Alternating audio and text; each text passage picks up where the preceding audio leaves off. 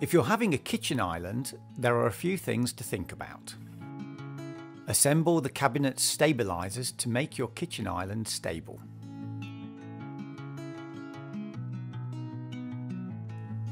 Work out where your island will sit, making sure that you have a reference point to ensure straight placement.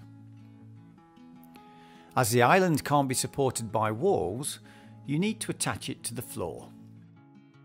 Add some temporary tape under each leg, marking the perimeter of each leg sleeve as accurately as you can. Use the kitchen island installation kit. Attach the anchoring fittings to the floor.